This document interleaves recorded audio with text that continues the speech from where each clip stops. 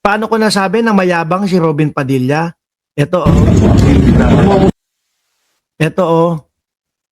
Balat sibuyas. Oho. No? Bukod sa Boy Sile, bukod sa, ewan ko, sinasabihan niya, yung mga kabataan, yung mga Gen Z, weak daw kayo, mahihina daw kayo. Pero mataasan lang ho ng konti ng boses, mga bossing, umaatungal na, umiiyak na. Akala ko ba matalino ka? Di ba? Bilang senador, kailangan alam mo kapag kayong may mga debatehan, may mga diskusyonan, hindi pwedeng mawawala yung may mga pagtaas ng boses, hindi pwedeng mawawala yung mga instant na mga reaksyon. Di ba? Nataasan ho ng boses, mga kababayan. Umiiyak na. Ang yabang pa ng dating. Huwag mo kong hawakan. Huwag mo kong hawakan. May ganun pa si Noybi. O, eto, pakinggan nyo. Kadiri ang nakakadiri ang asal, mga bossing, bilang senador. Hindi mo ako pinalalamon para sabihin mo. Hindi mo ako pinalalamon. Para taasan mo ng boses o para sigawan mo. Nung panahon noon nila Miriam Defensor, nakakamiss yung mga ganong senador, mga kababayan. Yung mga Miriam Defensor, ano po? Yung tipong mga senador natin talagang mga abogado. No? Meron pa na, kasi bata pa lang talagang sumusubaybay na ho ako sa political, mga bossing eh. Yung ang TV pa namin noon, yung box, no, yung box na makapal, pinapanood ko, bawat eleksyon, pinapanood ko. Ang mga senador na tumatakbo, Kit Tatad, yung mga Miriam Defensor Santiago, yung mga ganun, mga bigatin ho, mga bossing. Doon talaga, kapag ka nag-usap sa Senado, hindi may iwasan na may sumisigaw. Ito, masigawan lang ho, mataasan lang po ng boses, kasi nga sumisingit siya, at si Kiko Pangilinan naman, ang may karapatan na magsalita doon. Siyempre, yung tao, bastos naman to. Nagsasalita ako eh. Ipipilit na siya yung magsalita, aagawan ako ng boses. Tumaas yung boses ng tao. Di ba? Hindi naman po yung bigla na lang tataas ang boses kasi mainit ang ulo or whatever. May dahilan naman po. I still have the floor. Kasi singit-singit.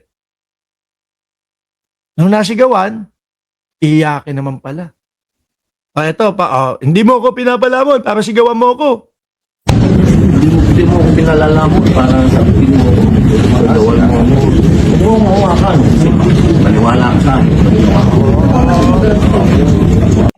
Alam niyo po, ang basa ko kay Robin Padilla, mga kababayan.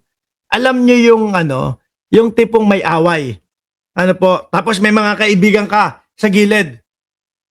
Yung tipong alam mo na may kaibigan ka sa gilid, lalong lumalakas yung loob mo, sasabihin ko, matapang ako. Naku, panigurado, Senado to. May nakatingin, may nakapokus sa amin na camera na ito. Magyayabang ako. Hindi naman kami magpapang-abot nito, aawatin naman ako eh. No? Eto nga, sa gilid ko, may ilang senador. Sa kabilang gilid ko, may ilang senador. Hindi kami papayagan na Gagamitin ko yung mga malapang artista na mga script ko, yung mga nagagamit ko o ginagamit ko doon sa script dati. Ganyan lang ho yan, mga kababayan. Diba?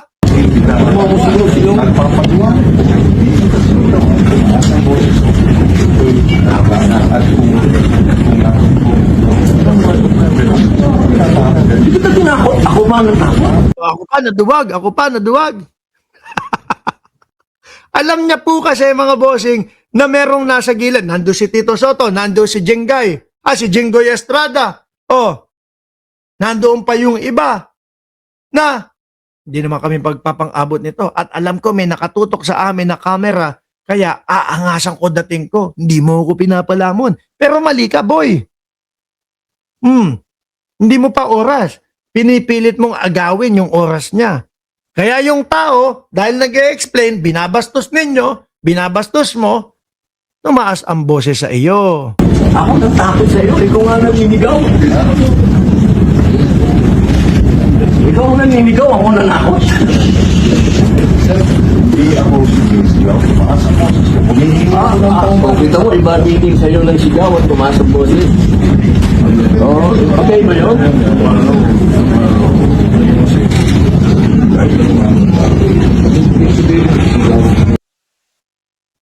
Pag pinaalala kaya natin kay Robin Padilla yung sinabi niya, no? Yung sinabi niya na kapag ka po inaresto si Bato de la Rosa, isama niyo na po ako. Di ba? Sabi ni Mansilla, si May Piro Brad, sabi ni Pangilinan, wala siyang kinakatakutan. Oo naman eh. Ang sabi naman ni Senador Kiko Pangilinan, magkakaso ka sa Ethics Committee, di go ahead. Walang problema. Yung po bang mga gano'n na medyo napataas ang boses? Ang dali lang po nun, i-justify mga kababayan, napataas yung boses ko. Dahil pinipilit mo akong bastusin at pinipigil o pinipilit mo agawin yung pagsasalita ko. Sasabihin ng Ethics Committee, okay. Kaya naman pala eh. No? Ginaalit mo eh. Kaya lang, hindi, yung ano dito, yung astahan ni Robin Padilla, bukong-buko ho mga kababayan. Tipong, may mga kamera dito, nasa loob tayo ng Senado, may mga kaibigan dito sa gilid ko, malamang aawatin kami. O sige, mag-asta-astahan na lang ako. Sige, kunyari, pero, nadismaya ho lalo kay Robin Padilla yung mga tao, mga kababayan. Nakakahiya. Ako, nahihiya ho ako eh. Sa inyo, bakit po? Nung panahon po ng eleksyon, isa ako nagsabi na pwede nyo pong pwede nyo pong ilagay sa balota nyo. Total naman po, ang unit team lumalabas na 13, pang 13 si Binoy. Kasi ini-endorse ni Sara Duterte. For sure po, kahit papaano, may mga sumunod na, sige Mark, iboboto ko itong si Binoy. Paumpanhin no, hindi ko alam na ganito lang po pala ang kalidad nitong senador na ito, mga kababayan. Sabi ni Rolly Casuga, ex-convict na balasubas ito, Mark. O yan. Ngayon no, mga bossing, puntahan natin si Ramon Tulfo. May sinasabi siya dito. No? Merong sinasabi kung sino daw po ang nagpaputok doon sa loob ng Senado. Sandali, baka may mga DDS na naman dyan, ha? Kanina, nakalive ako, nasa kotse ako. Sabi ba naman, Mark, tumuwad ka na. Lalabasan na ako. Sabi ko, putik na to. Yung mga DDS, iba tama ninyo. Pero mo, naglalive ako sa kotse, ang